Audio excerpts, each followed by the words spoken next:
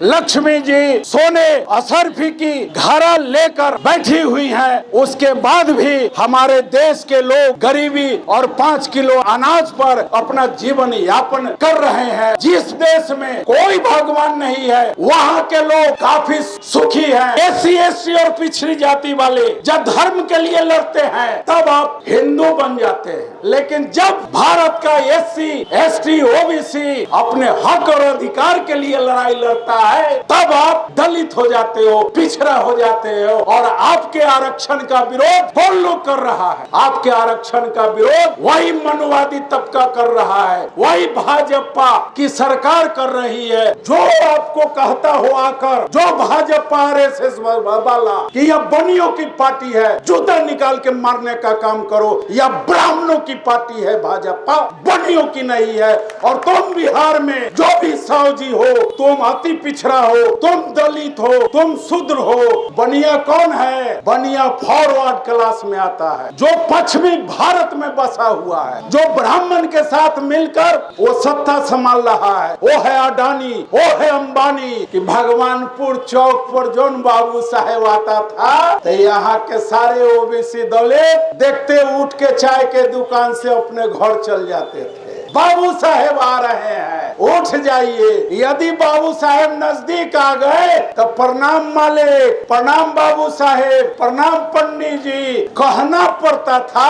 और वही चीज आपको कहना पड़ेगा यह आने वाले कुछ वर्षों के अंदर। और ललन साहू जैसा लोग जो आपको जगाने आ रहा है, हमें जेल के अंदर रखकर मारने का भी साजिश यह सरकार करेगी। यह भाजपा RSS के जितने गुंडे हैं वो सभी जय भीम जय भीम जय मूल्यवासी से वो तंग आ चुके हैं। इसलिए ये नया सगुफा छोड़ा है कि स्वर्ग स्वर्ग करो, इसलिए कि हम लोग भारतीय मूल निवासी के बैनर तले अपने OBC और दलित को यह बताने का काम कर रहे हैं, समझाने का काम कर रहे हैं। यदि जग हो, जाप हो, पूजा पाठ हो, जो भी पंडित पुजारी, जो भी मौलवी यह कहता हो कि इस मंत्र के जाप से यह प्राप्ति होगा, उसके पीछे दौड़ने का काम नहीं करो।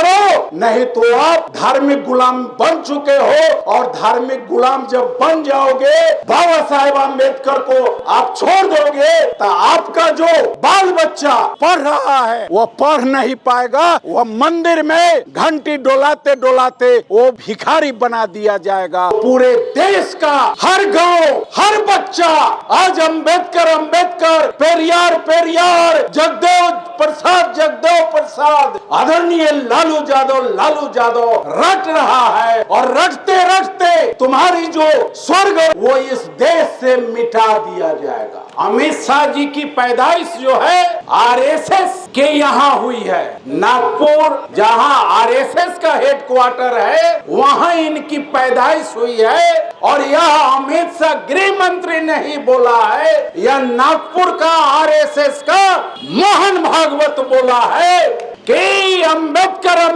रटने से अच्छा होता कि तुम स्वर्ग रटते तो अभी तक 7 जन्मों तक आप स्वर्ग पहुंचे हुए रहते।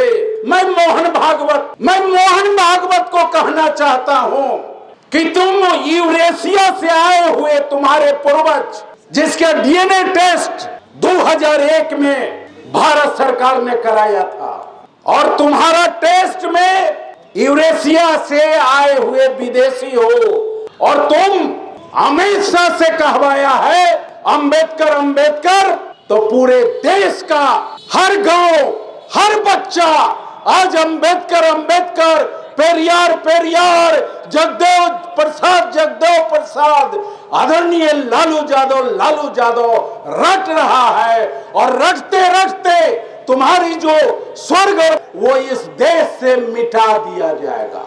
वो समय दूर नहीं है। मोहन भागवत, तुझे याद होगा 2022 में नागपुर पर यही बम से भारतीय मूल निवासी जब चढ़ाई किया था तो तुम सेना और पुलिस का सहारा लिया था। नहीं तो उसी दिन तुम्हारे कार्यालय का ईंट से ईंट बजा देता भारतीय मूल निवासी और बम से के कर्ज करता। मैं पुनः आप लोगों को बताना चाहता हूं कि आज भारतीय जनता पार्टी, मैं खोलकर बोलता हूं, न मेरे पिताजी कभी किसी से डरे। अगर कोई अपने आप को ऊंची जाति समझता है तो उसको भी मेरे पिताजी ने जवाब दिया, और उनका बेटा ललन साहू भी इस वैशाली की धरती पर, पूरे बिहार की धरती पर अगर आंख दिखाओगे तो हम आंख निकालने का भी ताकत रखते हैं। मैं बताना चाहता हूं, यह भाजपा आरएसएस के जितने गुंडे हैं वो सभी जय भीम जय भीम जय मूल निवासी से वो तंग आ चुके हैं। इसलिए ये नया सगुफा छोड़ा है कि स्वर्ग स्वर्ग करो, इसलिए कि हम लोग भारतीय मूल निवासी के बैनर तले अपने ओबीसी और दलित को यह बताने का काम कर रहे हैं, समझाने का काम कर रहे हैं। यदि जग हो, जाप हो, पूजा पाठ हो, जो भी पंडित पुजारी, जो भी मौलवी यह कहता हो कि इस मंत्र के जाप से यह प्राप्ति होगा, उसके पीछे दौड़ने का काम नहीं करो, नहीं तो आप धार्मिक गुलाम बन चुके हो। और धार्मिक गुलाम जब बन जाओगे, बाबा साहेब आम्बेडकर को आप छोड़ दोगे, तो आपका जो बाल बच्चा जो पढ़ रहा है वो पढ़ नहीं पाएगा, वो मंदिर में घंटी डोलाते डोलाते वो भिखारी बना दिया जाएगा। यही काम भाजपा सरकार इस भारत देश के सभी एससी ओबीसी के जो भी हमारे बच्चे पढ़ लिख रहे हैं उसको भिखारी बनाने पर तुला हुआ है। इस धरती पर कोई भगवान नहीं है। यदि भगवान होता तो मैं बताना चाहता हूं कि इस भारत देश के लक्ष्मी जी सोने असरफी की घड़ा लेकर बैठी हुई हैं, उसके बाद भी हमारे देश के लोग गरीबी और 5 किलो अनाज पर अपना जीवन यापन कर रहे हैं। और जिस देश में कोई भगवान नहीं है, कोई ईश्वर नहीं है, वहां के लोग काफी सुखी हैं। इसलिए मैं अमित शाह जी से पूछना चाहता हूं कि आपने जो स्वर्ग का रट लगवाया, उसका मैं आज भगवानपुर अड्डा चौक पर आपकी पुतला दहन करके आपको बताना चाहता हूं। और मैं आप सबों को बताना चाहता हूं कि बाबा साहेब आम्बेडकर जी यदि भारत में पैदा नहीं लिए होते तो हमारे जो पिताजी, हमारे दादाजी, जिन्होंने पढ़ाई पढ़ के, मेरे पिताजी पढ़ाई पढ़ के अफसर बने, विधायक बने, वो नहीं बने हुए रहते। यही बाबा साहेब आम्बेडकर है जिन्होंने भारत के दलित पिछड़े के बेटों के लिए महार आंदोलन, पानी पीने के लिए महार आंदोलन महाराष्ट्र में चालू किया था। मैं आपको बताना चाहता हूं कि एससी एसटी और पिछड़ी जाति वाले जब धर्म के लिए लड़ते हैं तब आप क्या होते हैं, हिंदू बन जाते हैं। जब आप धर्म के लिए लड़ते हो तब आप हिंदू हो। लेकिन जब भारत का एससी एसटी ओबीसी अपने हक और अधिकार के लिए लड़ाई लड़ता है तब आप क्या हो जाते हो, दलित हो जाते हो, पिछड़ा हो जाते हो। और आपके आरक्षण का विरोध कौन लोग कर रहा है? आपके आरक्षण का विरोध वही मनुवादी तबका कर रहा है, वही भाजपा की सरकार कर रही है। और धीरे धीरे आपके आरक्षण को समाप्त किया जा रहा है। मैं पूछना चाहता हूं, इसलिए मैं आपको बताना चाहता हूं कि आप अपने बच्चों को डॉक्टर भीमराव अंबेडकर को पढ़वाइए, कर्पूरी ठाकुर को पढ़वाइए, राम मनोहर लोहिया को पढ़वाइए, मानवर काशीराम को पढ़वाइए, शहीद जगदेव बाबू को पढ़वाइए और उनके बताए रास्ते पर अपने बच्चों को चलाने का काम करे ताकि वह 5 किलो अनाज के ऊपर निर्भर नहीं रहे। मैं आपको बताना चाहता हूं कि यह आरएसएस वाले कथा वाचन के द्वारा आप लोग, वो भद्राचार्य जो अंधा है, जो अयोध्या का है, वो अपने कथा वाचन में क्या कहा हमारे लोग के बीच में, और हमारे लोग उसके द्वारा दी गई गाली को सुनकर ताली बजाते हैं। मरे मुलायम काशी राम, जोर से बोलो जय सिया राम। यह कौन कहा? यह भद्राचार्य कहा। और उससे कौन कहवा रहा है? यह भाजपा की सरकार कहवा रहा है। और यदि इसके बावजूद भी हमारे लोग सड़क पर उतरकर इसका विरोध नहीं करेंगे, आंदोलन नहीं करेंगे, तो मैं दावे के साथ कहता हूं कि आप गुलाम पसंद लोग हो, आप गुलाम बने रहना चाहते हो और आप गुलाम बनकर आप पुनः वही काम करोगे कि भगवानपुर चौक पर जौन बाबू साहेब आता था तो यहाँ के सारे ओबीसी दलित देखते उठ के चाय के दुकान से अपने घर चल जाते थे। बाबू साहेब आ रहे हैं, उठ जाइए। यदि बाबू साहेब नजदीक आ गए तो प्रणाम मालिक, प्रणाम बाबू साहेब, प्रणाम पंडित जी कहना पड़ता था और वही चीज आपको कहना पड़ेगा। यह आने वाले कुछ वर्षों के अंदर और ललन साहू जैसा लोग जो आपको जगाने आ रहा है, हमें जेल के अंदर रखकर मारने का भी साजिश यह सरकार करेगी। हम लोग नसीब वाले हैं कि आपको लालू यादव का देन है कि आज ओबीसी आपका मुख्यमंत्री है और उसके पीछे भाजपा सरकार में है। नहीं तो यदि भाजपा की सरकार होते तो यहाँ पर हम अब बैठकर बात नहीं करते।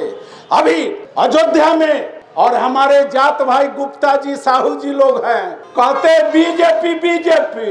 अरे अयोध्या में 4 दिन पहले गुप्ता जी का अपना जमीन पर घर बन रहा था, उसको बुलडोजर लगाकर बिना नोटिस के ढहा कर उसको उजाड़ दिया और कहते हो कि बनिए की पार्टी है। जो आपको कहता हो आकर, जो भाजपा आरएसएस वाला कि यह बनियों की पार्टी है, जूता निकाल के मारने का काम करो। या ब्राह्मणों की पार्टी है भाजपा, बनियों की नहीं है। और तुम बिहार में जो भी सावजी हो, तुम अति पिछड़ा हो, तुम दलित हो, तुम शूद्र हो, तुम बनिया नहीं हो।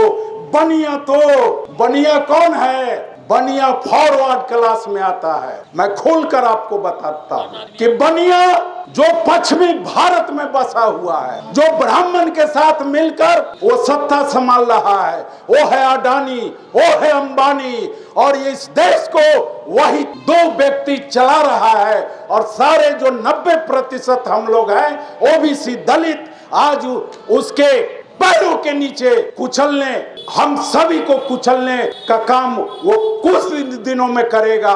और जिसके पास जितना अधिक जमीन रहेगा उसको भी वो अपने अंडर कर लेगा बाई जबरदस्ती, और उस पर अपना मॉल, इंडस्ट्री, दुकान खोलकर और आपके बच्चे से कम मजदूरी देकर वही काम कराएगा और मालिकाना और सूदखोरी देकर आपका आर्थिक शोषण करेगा। जो ये 14 में भाजपा सरकार आई, जब कफन पर 14% जीएसटी चार्ज कर रही है यह मोदी सरकार। ये अभी कोनहारा में जाइए, 28% कल से वहां के श्मशान पर जीएसटी आपको देना है जलाने का।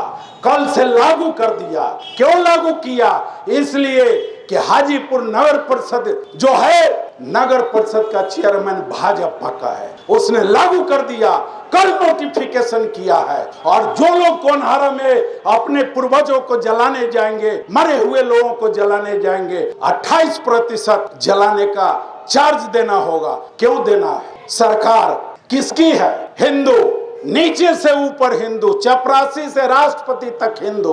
फिर खतरा किस बात की? किससे खतरा है? खतरा मुस्लिमों से नहीं है, खतरा ओबीसी दलित से है, खतरा अखिलेश यादव से है, खतरा स्टालिन जो तमिलनाडु के मुख्यमंत्री है उससे है, खतरा हमारे माननीय तेजस्वी यादव से है, खतरा चंद्रशेखर रावत से है, खतरा मायावती से है।